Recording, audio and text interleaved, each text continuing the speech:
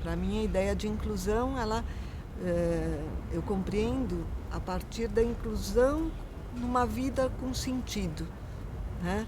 Não só estar dentro de um lugar, mas é participar, é pertencer, né? É perceber um sentido, é realizar esse sentido. Incluir é necessário, urgente e uma dívida social a ser sanada. Mas não é uma tarefa fácil. A formação de profissionais que trabalhem com a inclusão de pessoas com deficiência, na saúde, na educação ou no mundo do trabalho, se tornou uma urgência. Alunos de diversas áreas, criados em um mundo onde a inclusão não era uma questão central, deparam-se com um sem número de dificuldades, mas a maior delas é o desconhecimento. Formados por uma sociedade que até pouco tempo escondia as pessoas com deficiência, carregam medos e preconceitos que muitas vezes nem sabem que têm. Esse é um elemento importante que está presente nas relações com as pessoas com deficiência, que é o próprio desconhecimento que gera um medo, gera uma insegurança.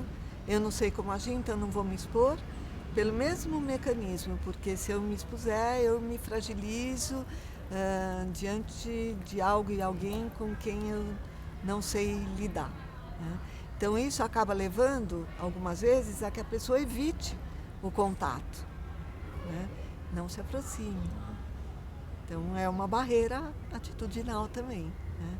Então a gente teria que, de alguma forma,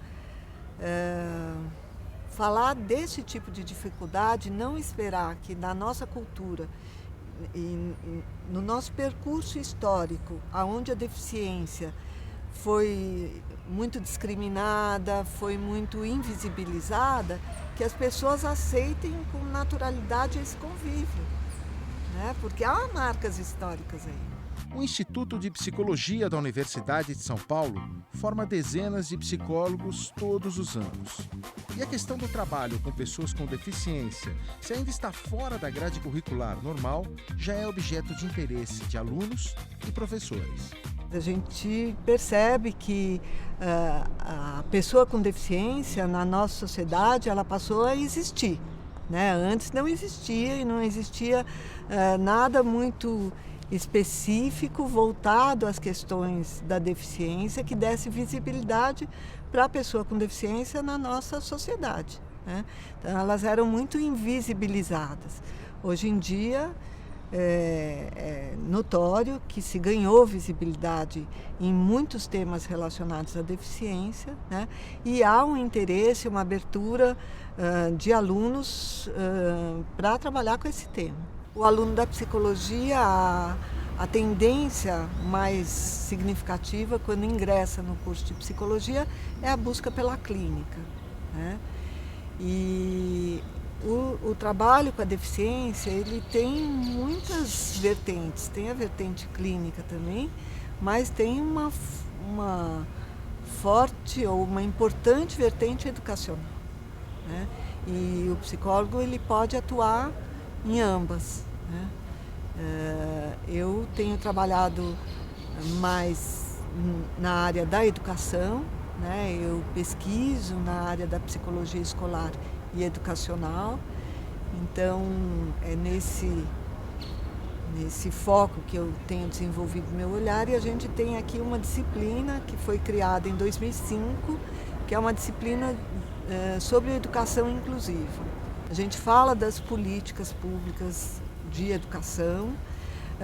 Existe uma interface importante hoje das políticas públicas de educação e saúde, então a gente tem que falar, né, dessa troca, e também das políticas de assistência social.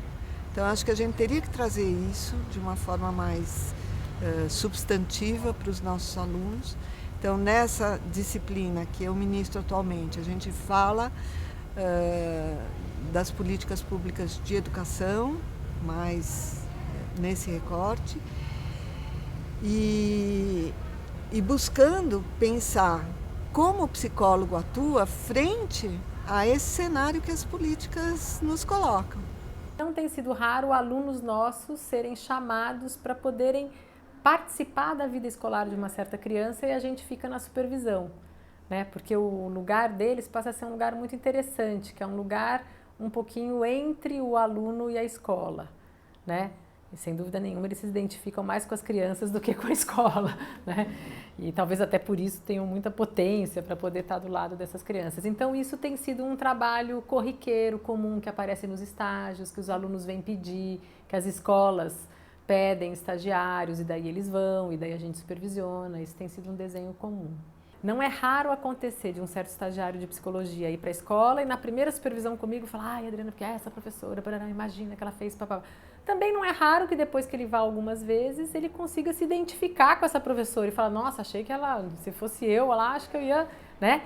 Por quê? Porque essas coisas precisam de percurso, precisam de tempo, né? Para você poder criar uma certa coincidência com o corpo do outro, para você entender um pouco melhor como as coisas se produzem. Esse eu acho que é um desafio, pequeno, quer dizer, ele é grande como desafio, mas ele é um pedaço do que eu estou falando, que é toda uma história de uma produção de saberes que, de uma certa forma, coloca os psicólogos com um saber competente. Na PUC de São Paulo, um grupo de alunos dos cursos de fonoaudiologia, fisioterapia, serviço social e psicologia participa do PET Saúde, o Programa de Educação pelo Trabalho para a Saúde, criado pelo governo federal. Com o sistema de bolsas, o programa abre a possibilidade para que alunos participem de ações de ensino-pesquisa e conheçam por dentro o trabalho do SUS na criação da rede de atendimento para pessoas com deficiência. Ele visa reorientar a formação profissional para o SUS, trabalhando no SUS. Todo o nosso processo e esse projeto se desenvolve na freguesia do Ó e Brasilândia, é um território de supervisão técnica de saúde. Então, os preceptores vêm às reuniões conosco e os nossos estudantes vão ao território, vão para a unidade básica de saúde, vão para a maternidade do território. Quando eu entrei na psicologia, logo na primeira semana tem uma semana que eles tem várias palestras com os professores sobre os projetos e já me atraiu a gente ter um contato com o SUS, você poder fazer um trabalho que realmente é um trabalho, né? Porque eu sinto que a gente entra na faculdade e fica tão na teoria que a gente acaba esquecendo que a gente que trabalha com a saúde, a gente tem muitas pessoas para atingir. Na faculdade a gente aprende diversas coisas, mas a gente aprende de uma forma teórica. Eu achei muito interessante essa possibilidade de ter um acesso, de ter a prática, de poder me envolver com isso. E essa questão da deficiência também era uma coisa que já me interessava, que já tinha um interesse. E durante o primeiro semestre a gente não tinha conversado muito sobre isso na graduação e eu achei bem interessante poder trabalhar isso no projeto. Poder estar dentro do SUS logo no segundo ano, coisa que eu não poderia fazer, né? A gente só tem estágio a partir do terceiro ano, não necessariamente na saúde pública. E ter a chance de estar dentro do SUS antes foi o que me chamou. E aí acabei me deparando com a questão da deficiência e gosto muito, assim, tenho pensado bastante em seguir por esse lado, assim. Ir ao campo, no território, me possibilitou ter esse novo olhar, tanto em cima da saúde pública, tirando toda a visão estereotipada, generalizada que eu tinha, abrindo um novo campo de conhecimento, que só vem agregando e tanto contribuir para ter um olhar sobre os usuários diferenciados. Os alunos vão lá, eles questionam, eles perguntam, eles pesquisam prontuários e agora nós estamos numa fase de começar a fazer as entrevistas com as próprias pessoas usuárias que têm deficiência, e isso é que vai trazer bastante riqueza e muita experiência para eles também vivida. Me sinto numa troca e eu acho que isso veio muito não das pessoas em si ou do projeto em si, mas da maneira, depois que a gente estuda o SUS, a gente percebe que o SUS ele é pautado nisso também, ele é construído nisso, no coletivo, não só de uma visão, muitas vezes a biomédica, uma visão normativa, sei lá, mas ele é visto na coletividade e na multiplicidade de saberes. Stephanie está tendo a oportunidade de conhecer na prática o que é essa multiplicidade de saberes. Sua pesquisa ocorre no território chamado de Foz Brasilândia, zona norte da capital paulista. Entre suas várias ações está essa roda de dança com pessoas com deficiência intelectual. Lá, ela acompanha o trabalho conjunto de uma psicóloga, uma terapeuta ocupacional e uma fisioterapeuta e dá seus primeiros passos dentro de uma equipe multidisciplinar. No NIR, que é onde a PD fica, que eu vou toda terça-feira, eu ficava tentando identificar quem era o quê. Então eu ficava na minha cabeça assim, essa pessoa deve ser físio, ela deve ser TO, ela deve ser... Só que eu sempre errava. E aí eu fui conhecendo as pessoas, fui perguntando e eu sempre errava. Porque eu tava querendo colocar cada um dentro da sua caixinha. Então isso pra mim também foi muito importante. Lá na PUC a gente tem a reunião, a gente estuda, a gente tá sempre, aprendendo e no serviço a gente tá integrando esse conhecimento, sabe? A gente tá... Então eles falavam, o serviço é multidisciplinar, e eu falava, isso não significava nada pra mim. Só foi significar quando eu fui ver o trabalho delas, que é conjunto, e que lá na casa não existe psicóloga, não existe TO, não existe, existe o paciente que precisa ser atendido, e ele é o foco, entendeu? A gente acho que formado para olhar para o desvio, né? Porque está faltando, né? Aquela pessoa com deficiência não consegue fazer isso. Mas e o trabalho com desenvolvimento de habilidades, de autonomia, que é legal você discutir com outra pessoa, né? Que tem uma formação diferente da sua. O fato de você ter qualquer outro profissional, seja o psicólogo, seja o físico, seja fono, que tem esse olhar para a pessoa, faz muita diferença, né? Então eu acho que... E aí quando você vai para uma casa e você escuta aquele problema, depois eu posso voltar na equipe e falar, olha, Paty, tem uma questão assim, Meg, tem uma questão assada, vamos pensar o que a gente pode fazer? E aí cada um consegue contribuir com o seu olhar. Todo mundo junto consegue pensar de uma forma diferente para individualidade do paciente também, né? Essa troca, do jeito que a gente faz aqui, a gente não tem na faculdade, a gente tem a teoria. Mas quando a gente vai trabalhar, são poucos os lugares que a gente consegue fazer isso. E que, assim, não precisa necessariamente estar lá o terapeuta ocupacional para executar aquela função. Claro, a gente tem as nossas particularidades, como cada profissão tem. Mas quando a gente olha para a pessoa enquanto pessoa, não necessariamente, não precisa ver como a deficiência, né? Então, acho que fica um pouco mais claro para a gente poder atuar, não necessariamente preciso muito de uma terapeuta, eu preciso muito que seja físio, né? Não, pode ser qualquer uma de nós da equipe que tenha esse olhar. E por mais que seja um número menor de alunos que esteja nesse projeto, eles vão falando disso na sala de aula, vão trazendo um olhar diferente, vão enriquecendo discussões na sala de aula. Então, eu acho que eles vêm, né? Eles vão estar mais preparados do que nós, no caso, né? Se de repente eles resolverem entrar aí nesse caminho do SUS. É muito enriquecedor, assim. Você poder atuar numa equipe multidisciplinar e conta até como um dos princípios do SUS, né? Da multidisciplinaridade.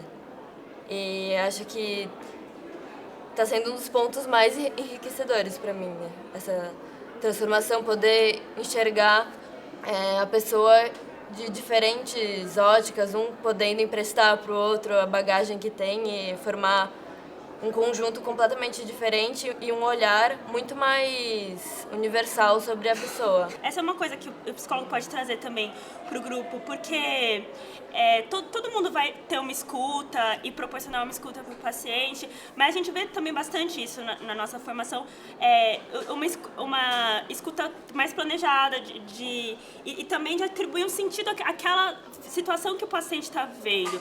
Então, você tentar ampliar as possibilidades, você possibilitar uma ampliação de consciência juntamente com o paciente.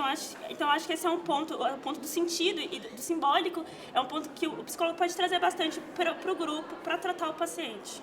A partir desse tipo de contato que a gente vai tendo, eu acho que a nossa experiência vai crescendo. Então, ter receio ou não de conversar com essas pessoas, de ajudar no tratamento ou qualquer postura que a gente tenha, profissional ou pessoal, frente a elas, tem a ver com a ausência da inclusão delas. Ou seja, quanto maior o contato que a gente tiver com essas pessoas, quanto mais incluídas elas estiverem no nosso cotidiano, maior a chance da gente saber conversar com elas, saber lidar com elas e saber ajudar sem passar do limite do aceitável, sem tratá-las como coitados, entendeu? Eles vêm, eles te dão um oi, eles se apresentam, eles perguntam quem você é, o que você faz. Se você vem várias vezes, eles lembram de você.